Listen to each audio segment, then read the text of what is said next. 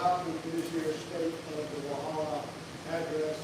This has been a consequential year, and I am pleased to have the opportunity to go over some of our challenges and what we're looking at in the future. Ms. Myers is going to present our accomplishments for the year after I finish, but make no mistake about it. We've had plenty of challenges, we've had plenty of opportunities, we've accomplished a lot, we still have a lot of challenges right now. And as of late, we've had a few controversies too. The difficult times test our determination to do what is right and our commitment to our city and to the people we serve. I am here to tell you that this council is determined. This council is committed. It is difficult times that we see the real character of people. With the crystal clear shining of light during difficult times we never see when times are good. So I want to commend the public officials and leaders who have had the courage to stand strong for the people of this wonderful city and continue to work hard, selflessly and uncompensated, for the benefit of all of us. I want to thank the other public officials who have reached out on the side to offer us encouragement and support. I want to also offer my profound appreciation to the many, many citizens of this town who have privately reached out to me and other council members to express their gratitude for and encouragement of our efforts on their behalf. Finally, and this is really important, I want to thank our city employees. There's several of them here tonight. Most of these city employees demonstrate every day that public service is not just a paycheck to them. It is a noble calling. And I have seen that every day since I've been working in the city of Walhalla. To those politicians who opportunistically mischaracterize our actions to create diversity and divide our community in what is an apparent hope to gain votes, I say that we will fight falsehood with truth. We will seek common ground that unites us, not separates us. To the rumor mongers and cynics, we will counter you with facts. To those that, for whatever unfathomable reason, seem to be hoping for the failure of our city, and to their enablers, we will answer you with success. Walhalla has stood strong for 175 years, and we are determined to make sure that it will continue to stand strong for another 175 years as a place that our children and grandchildren and future generations will call home. Now, on to our major accomplishments over the past year, the past 12 months, with our city administrator, Sylvia Myers, will cover. We have two presentations that she will start with. The first concerns the final outcome of the annexation of ordinance. Although many cities have similar ordinances, I want to notice we're going to this one is unique to Walhalla. made for our city. In the end, our council included legislation that promotes Walhalla's future growth and protects its citizens, while at the same time addresses the concerns of outside residents over the potential effect on family land and inheritance. There's been a lot of confusion about this ordinance, and we are hoping the presentation will clearly illustrate. The second presentation covers work on our water system. Improving Walhalla's water system is the top priority for all of us. And over the last year, we have completed or accepted bids on over 12 million in water facility improvements. And you see a lot of improvements that have been done over the years to our water system. This is an ongoing process. Our in-house estimates right now are that we need an additional $25 million in water and sewer line improvements over the next 10 years. And that number could be higher. We didn't get here overnight, and there is no instant fix. But as long as we remain committed to fixing this situation, we will get it done. Now I'm going to turn it over to Brains Power Operations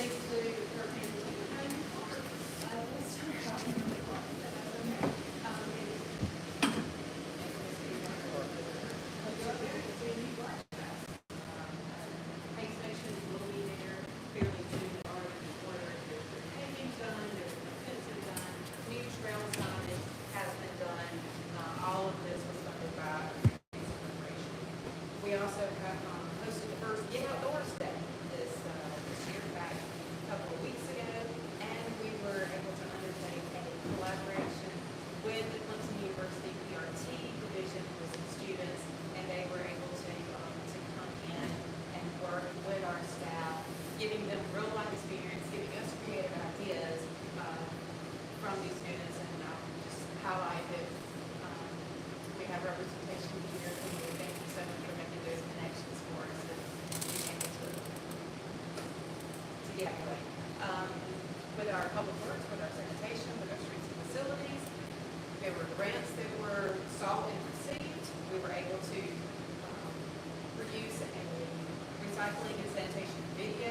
There's new trash receptacles and recycling receptacles that are downtown, all funded through this DES grant. There were sidewalk repairs that were done based on city funds appropriations, and then we just received word that our painting bid is now out. We were able to join with the city of Seneca into a joint bid so that we could get some competitive offers and hopefully be able to get this bidding, get that paving project done. So South Spring, Pine, Laurel, Johnson, just a few. We'll touch on those in just a minute. And then through, again, grant funding, volunteers, Parks and Progress, Walhalla Rotary, they were able to donate time as well as funding and take on some beautification projects for the city as well as parks. And there was a partnership with Trees Upstate, who also received funding from the New Energy, and we were able to give a tree giveaway back in February. So that video that I just told you that we were able to do, this is out on our website and on social media, but I'm not certain that many people have seen it. So if you'll just listen for just a bit, we'll play this for you.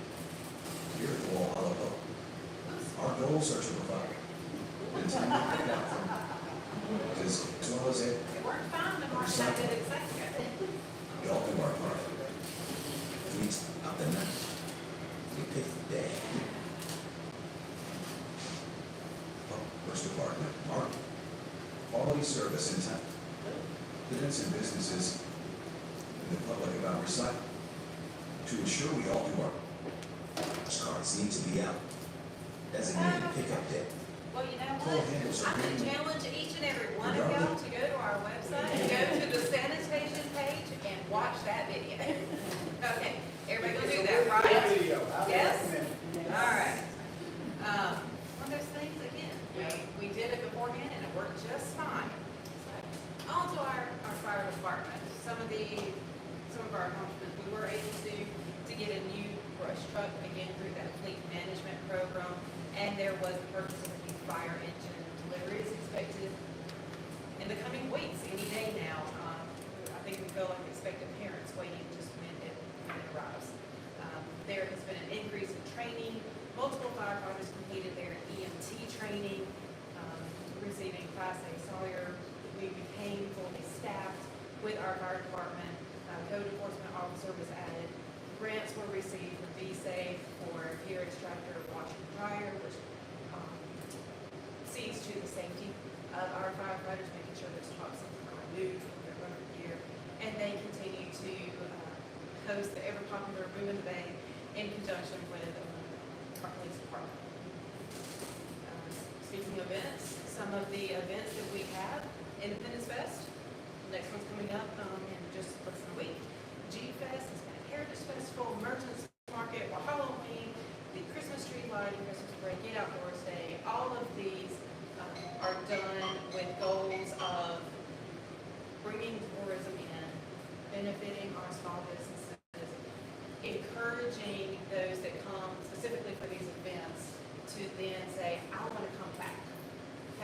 When can we come back and try this other restaurant, this other store, because we weren't able to get everything done at the time.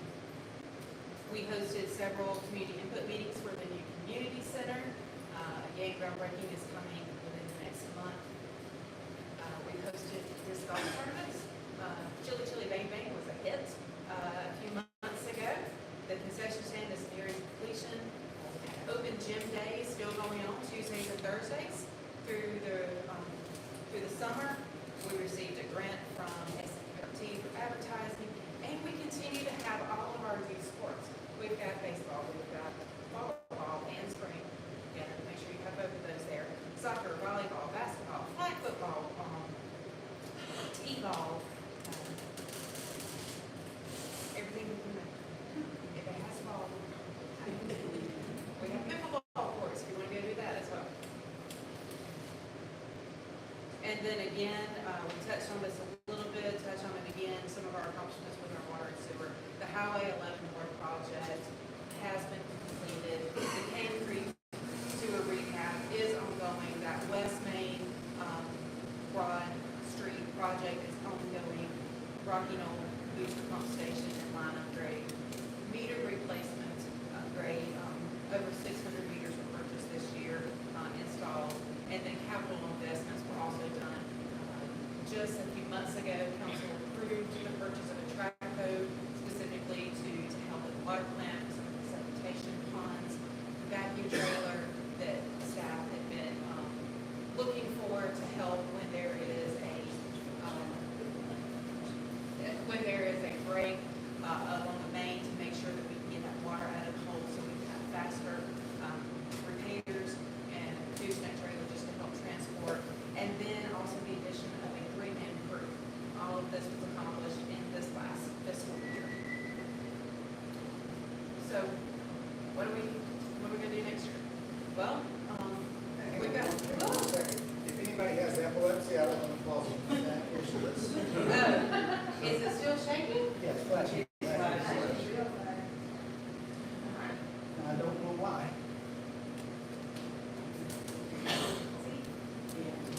Mark and I went through all of this and went, which one of y'all is doing something? Okay.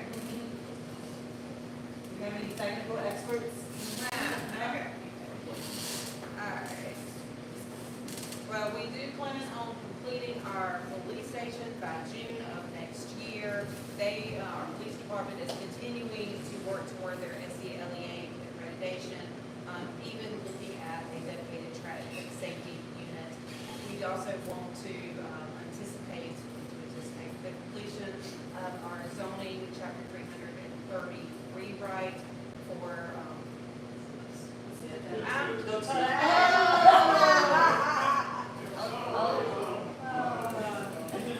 trying to make it work. At least we're having fun, right? We're at least gonna have fun doing this. Okay. Again, we have that paving bid that is out. So the resurfacing of South Coral, South Pine, South Poplar, South Springs, South John, and South Johnson are on track to be done in the next fiscal year. And then we should have the second phase of the sidewalk repairs, all again through that SEPA appropriation. Already mentioned it, we do anticipate the receipt of that fire engine anytime now. Some additional community safety events with Walhalla Smokehouse, making sure that fire safety for our children, our families is priority. Getting that gear extractor washer and dryer installed, freshening up the station, and of course continuing that training and professional development. We do anticipate that the community center will also be complete by June of next year. I know that you haven't seen dirt move. There's a lot that goes in beforehand. There's civil engineering, there's boring the soil samples, there's getting all of the permits. So just know that a lot of work from our design build project manager, Hogan, has been done, even if you haven't seen it. And then we also plan to kick off within the next week the municipal volunteer program, our MVPs. So I'm looking at a lot of you. I'm expecting a lot of you to sign up for that. And then again, the completion, can't say this enough, completion of those 3 major skip-funded projects with our water and sewer lines, the continuation of that meter replacement, our program that we've had, repeating it again, $250,000 worth, and then finally completing our conversions to both with the utility billing, payroll software, and express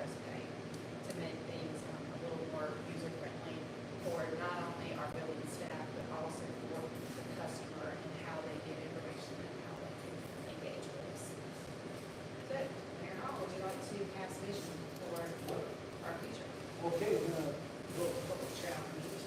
Yes. Here's the challenge. But first off, I want to say you all heard all the accomplishments that have happened over the past year, and there's a lot. And the credit for that goes to the brains. I always refer to Celia as the brains of the operation because she is, and to the other city employees who work with her. I see several here tonight from our city team. You all have done just a tremendous job this year, and the accomplishments that Celia has repeated are just a testament to the work that you all have done. And I thank you all. Thank you. I want to cover a couple of major challenges that our city is going to face in the upcoming year. Always on our mind is the budget. For many years, Walhalla has funded operations with a combination of recurring and non-recurring income. The non-recurring income would be things like grants and draws from our fund balance. We are going to stop budgeting on knife's edge, and we're going to go to a budgeting process that makes recurring income and recurring expenses equal. But we've only begun that process. Last year, 8% of our budget, about $850,000, was funded by sale of city assets and reliance on the grant. This is not good practice. We lost $550,000 fire contract. So going into this budget year, we were faced with a $1.4 million deficit, or $1.4 million that we had to find. Our city staff worked with our budget chair. Josh Holiday was not here tonight. He's on a well-deserved family vacation. And together they brought this $1.4 million gap down to $620,000. Now that's going to be funded by non-recurring money. And that's a whole lot less than $850,000, a lot less than $1.4 million, but it's still $620,000 too much. We are working next year. It'll be less than that. And hopefully by the fourth year, by the year after that, it will be exactly operating expenses, it will equal exactly operating income. The city is working on that. Thankfully, we have the resources to be able to have that kind of glide path without disrupting operations for our city and for our citizens. So we're very lucky on that, but that's the plan that we're working on now. That's the process we're going to do. In keeping with our desire to never again be caught by the impact of inflation on city resources and city operations, we did this year increase our property taxes by $2 million. That's a 2.2% increase. That will raise about $22,000 for the city, and that's less than the inflation rate. I know that last year, the first time we raised millage since 2001, we said, okay, we're going to try to keep up with inflation so we don't face a situation where our income, our revenues are eroded over the years by inflation. In fact, it takes now $1.82 to buy the day what $1 purchased in 2001, which was the last time that we had even raised any of our millage. So we're trying to keep pace with inflation. We're a little bit below inflation. 2.2 is not 2.95%, which is the inflation rate last year, but we're keeping it close. We are continuing to identify areas to cut expenses, and we're continually monitoring the impact of rising costs, and that's in particular fuel and electricity. It's going to take, like I said, it's going to take a couple of years to get us in a little more income equal expenses exactly process. And again, like I said, thank the administrative resources on the side to cover that while we do it. Given the recent focus on our enterprise fund, which covers water and sewer operations, I want to go over a few facts about that so people are aware. The current budget for water and sewer operations was just passed by council. It was $5.9 million. Funds in that are specifically designated for grant matches as well as meter replacement, overall system line maintenance, and upgrades. And then I want to say a word about our water meters too. In the current year's budget, and we have, and we will have in the budget that begins July 1st, enough money to replace at least 650 water meters. This began during Mayor Edwards' administration. They began replacing water meters. While our public utilities department has found some evidence of lost revenue from defective water meters and incorrect data entry, I can confidently state that any claims the city is losing $200,000 a month from defective water meters has no basis in fact. It's kind of an absurd claim that I wish was true, because that would mean if it were the case, we have $2.4 million immediately found. But unfortunately, that is not true. The reality is that we are losing money from defective water meters, but it's far less than that, and no one can. So far, we've been requesting an accounting of the actual number of meters. I know our public utilities department, as of our meeting, our budget workshop on June 4th, was still trying to find out the extent of that. We have not yet received a report on the actual amount of that. There's also been discussion of a $550,000 transfer that Walhalla authorized from the utilities fund to the general fund. Now, as I mentioned before, we have a $5.9 million budget. That's about 9% of the utilities budget. Transfers like this are not unusual for cities. We know we got a problem with replacing water lines. We know there's continued on that. We put $12 million into it over the last year and a half. We've got to continue doing that. That is the top priority. However, let's talk about what would happen if we didn't do that this year. Let's talk about that. If we didn't do that this year, at the prices that we're looking at, we'd be able to lay another half-mile of water line. Which, every bit of water line we can get down, new water line's a good thing. But what would we exchange for that? In exchange, the eliminating this transfer has the potential to cause a significant loss of municipal services on which our citizens rely, such as police, fire, public sanitation, and recreation service for our children, or to increase the cost of these citizen services to our citizens by outsourcing them, when possible, to third parties. Despite our very real need for water line replacements, in this case, that doesn't seem like a fair deal for Walhalla citizens. Our infrastructure, we had a lot of talk about that. I came in around the first week I was in office last year. I heard about our water infrastructure system, and that continues. And like many small cities, we have a water system that needs to be upgraded. This is a priority for our council. We are talking about that a lot tonight. Progress has been made, and we're still lies ahead. Despite all the improvements, we still have a long way to go. It's a multi-year process, and we will need to rely heavily on grants for the over $25 million in needs that our staff has identified over the next 3 years. The problem is mainly with our water lines, which run far outside of our city. Many need to be replaced. Many inside the city have been replaced, as you know, as we've discussed. There's many more to go here too. The neediest lines, some that are over 100 years old in the city, have been replaced. There's more to go there too. Our staff is working to identify and prioritize problem areas for the next round of grants that we're able to acquire. Our new water plant continues to provide safe, clean water. And I will note that we recently purchased equipment to help with the water plant schedule, and every 5 years the sediment pond has to be cleared out.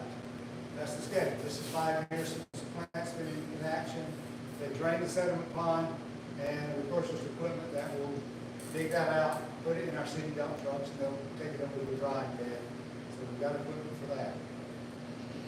And those are our real challenges. Those are the big challenges. We've got 1,000 little challenges. The big ones are going to be budget, that I mentioned, and also infrastructure.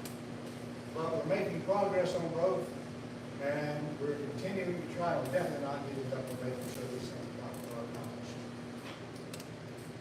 going to vision? All right. It's appropriate to discuss our vision for the upcoming year. With the vision statement that council unanimously agreed upon last February 2024. And that is, our vision is that we will foster a vibrant, affordable, safe, and loving community that offers a high quality of life. Now, a lot of people have asked me over the last year and a half if I thought Walhalla was going to be another island. Well, I want to make it another Cashiers, because we want to make the grain belt. Not that there's anything wrong with these cities. They're wonderful cities, but we just didn't get that big. I think it would be a mess. My answer to them is no.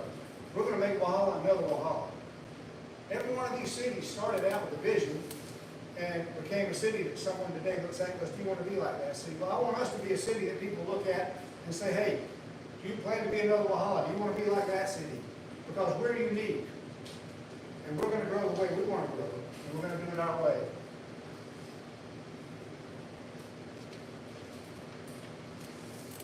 We're going to keep Walhalla with the special characteristics that we all love and the reason we call it home. Now, for the next year, and I want to start by emphasizing our support for small businesses. This is a top item for us. Small businesses are the leading part of our community. And we have to create conditions that allow them to thrive. Last year, we emphasized that our focus was more on the business community writ large, including Main Street, not exclusively on Main Street, which we've been accused of only focusing on that, and now the previous administration had focused on Walhalla writ large also. We're just continuing on that, just making sure that people know our focus is on all businesses in Walhalla. This year, the council approved the creation of the Mayor's Economic Advisory Committee, which will make sure that our government factors in the concerns of the business community in its decision-making process. Councilwoman Lynn McLean and collaborating with Councilwoman Sarah E. Melendez are leading our efforts to stand up this committee, and they're working with our small business community. We're also on track in this next year. We're going to be completing the rest of the $10 million in SCIP grants that you all heard so much about for our water and sewer lines. There's still more. It takes time to implement these. This is a big project. So this year we'll be seeing that go, and we're going to continue. While we're completing that effort, we're going to continue looking for it, working to acquire grants to upgrade more of our water and sewer system. This is a long-term project. We didn't get here overnight. We're not going to fix it overnight. In July, we anticipate the groundbreaking for our new community center. This has been funded by a $5 million grant from the state, and with no matches. What it will allow is our recreation department, which is now in 2 structures. It's now in a 100-year-old gym, city gym, and it's also in a building that the school district has been gracious enough to allow us to use, but they're going to tear it down eventually. So we have a recreation department in 2 places, the kids going to 2 different places for games. Now we're going to have one community center where all of our operations for recreation will be there, and the community will be able to use it as well. Groundbreaking, like I said, hopefully in July. This past year, we also saw the creation of a private PRT foundation that incorporates our community into efforts to support our recreation department. That should continue on and gain steam, and I hope that becomes more and more an integral part of our recreation department over the upcoming year. In July, we also hope to have the groundbreaking of our $4 million new police station, also funded by a state grant, also no match, which I like. This will enable our police department to move from a 70-year-old building, which they have long outgrown. Both of these grants were made possible by Senator Thomas Alexander and Representative Bill Whitmire, working on behalf of the city of Walhalla, and to them we owe a profound debt of gratitude for their work for our city. As we saw during Hurricane Helene, one of the great strengths of Walhalla is our community spirit. Neighbor helping neighbor. People who are invested in Walhalla, a small business community that was eager to be part of our city. These are our best assets. The best assets anywhere, the people. Walhalla is just chock-a-block full of great assets. In the upcoming year, we plan to initiate a municipal volunteer program that channels this incredible spirit in our activities and uses these volunteers as a force multiplier for Walhalla. We've seen property values continue to escalate in our city. Well, that's great for the sellers. It's not so good for people who are just getting started and for middle-income people. So this year, we're going to focus on ways to promote affordable housing for our citizens.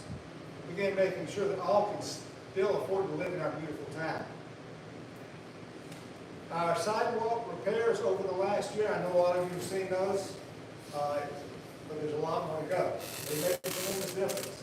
Going into next year, we're going to go into the CFOB's requests, start phase 2, and continue upgrading Walhalla sidewalks.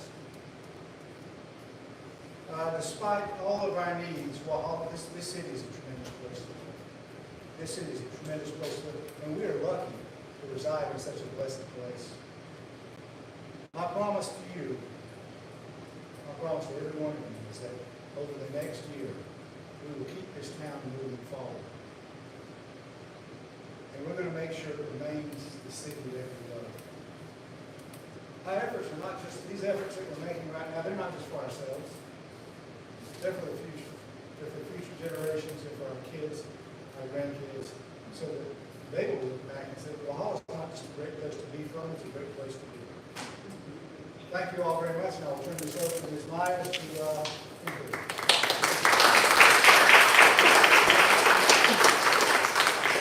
Before we conclude tonight, I would like to ask Mrs. McLean, or Mr. Brown, if you would, if y'all would come up. We have a very special presentation tonight.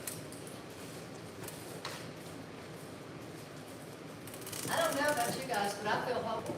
You feel hopeful? Yeah. Let me hear it.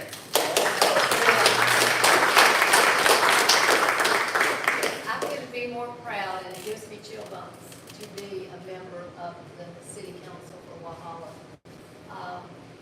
Yes, we have challenges, but you know what? We're going to meet them head on, and we're going to make this work. So, really look forward to working with you.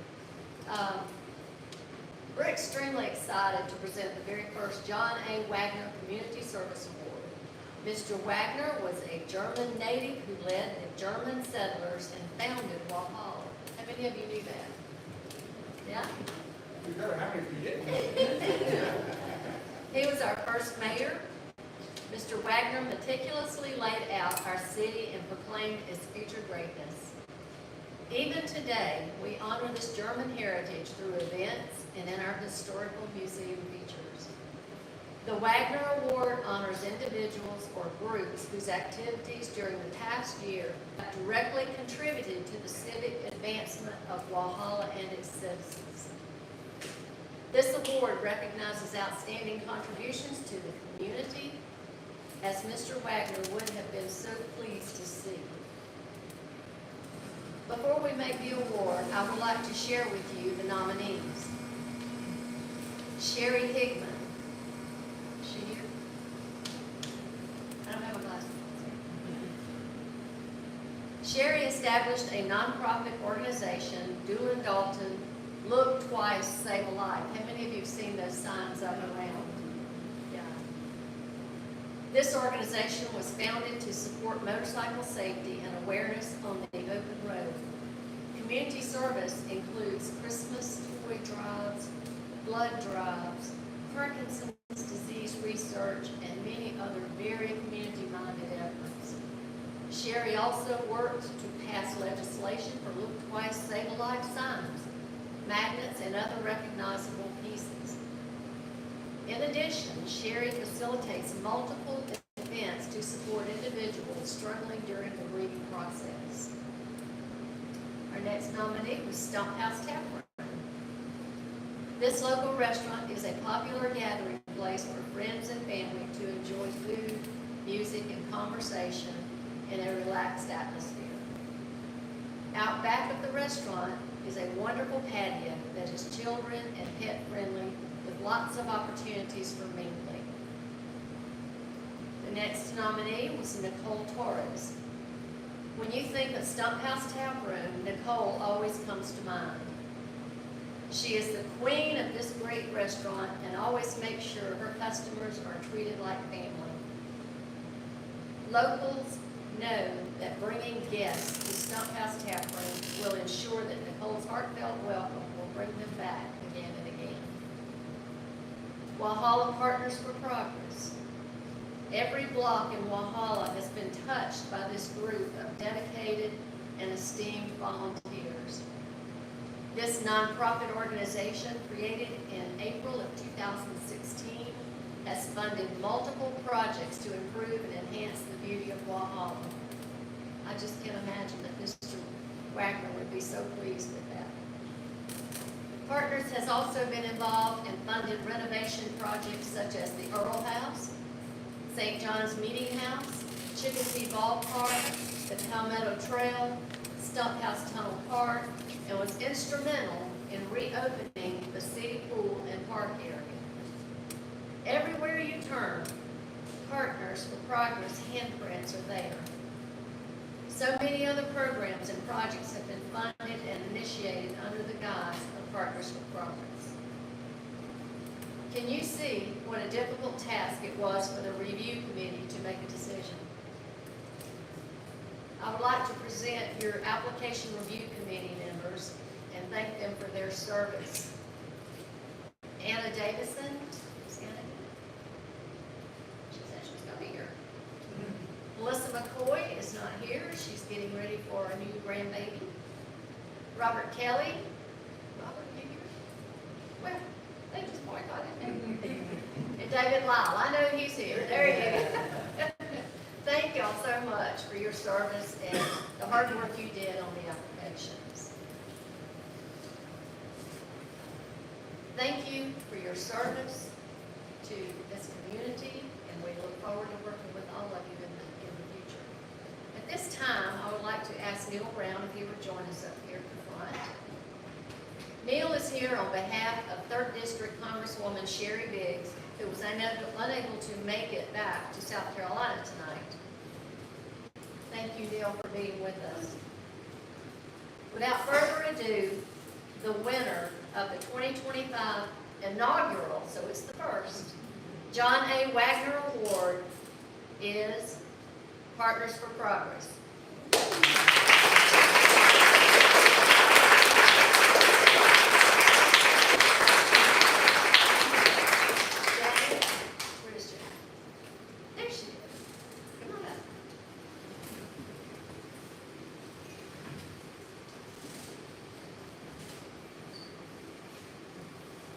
Janice Molly, and she's going to accept the award.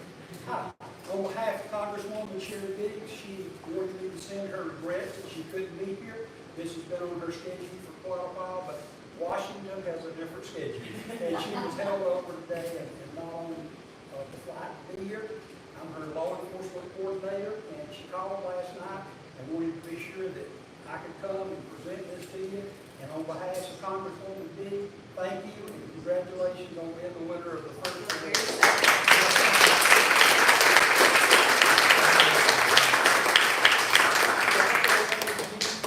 challenge coin from Washington. Thank you. Okay, first of all, you are a member, or you attend Walhalla Partners for Progress meetings. Stand up. Stand up.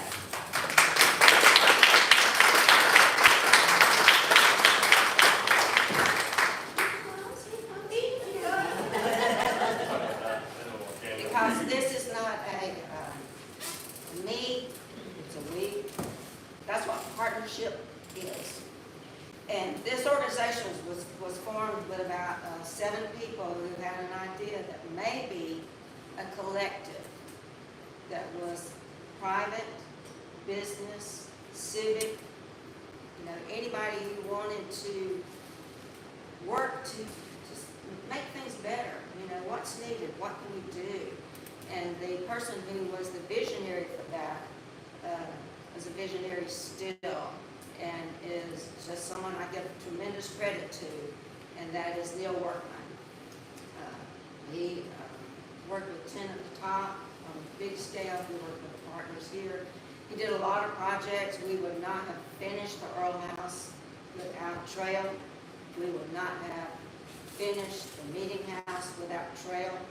Trail actually forgave a debt on the meeting house so that it could be cleared and ready. So we have a lot of gratitude for him.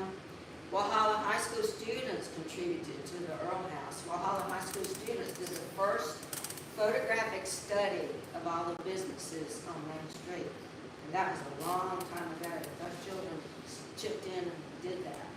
It takes partners. Rotary is involved now tremendously. Walhalla Women's Club's always been involved tremendously. Timken Corporation was the corporation that had a grant program that helped to fund about 2/3 of what it took of the $200,000 to do the Earl House. And all those are partnerships. And if you are a part of a collective, any collective, family, church, civic, city council, partners, any civic group you belong to, I think you have to step into the we and not the me. And I think that's the thing that I would leave with you today on alcohol.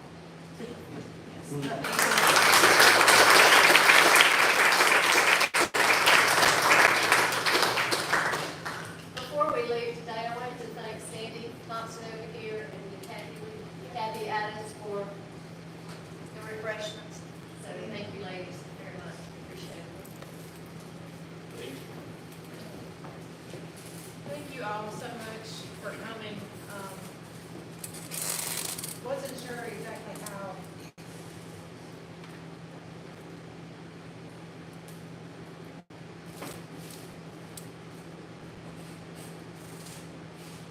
To conclude tonight, but the words came.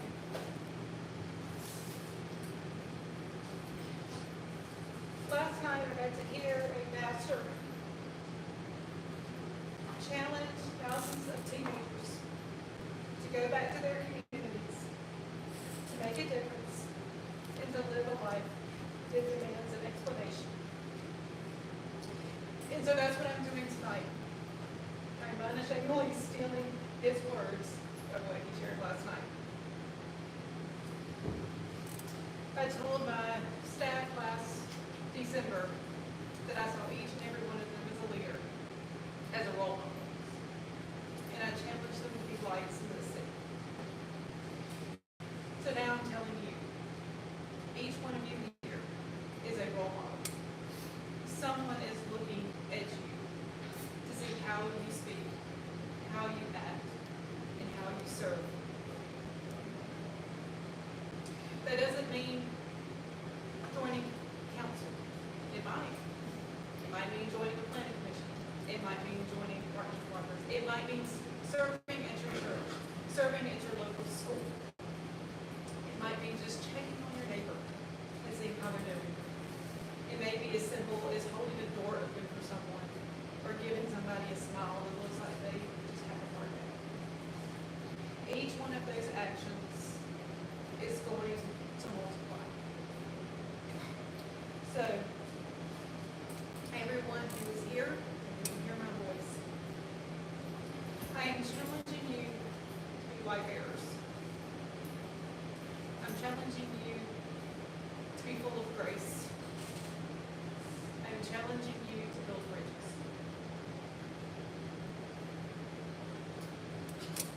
Let Walhalla be a place that when someone hears it, they say, there is uncommon unity in that city.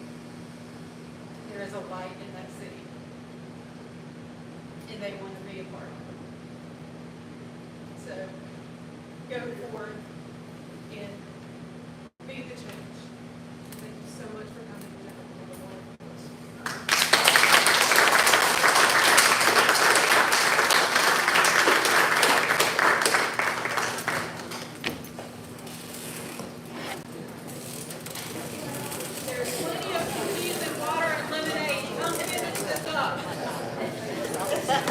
Thank you.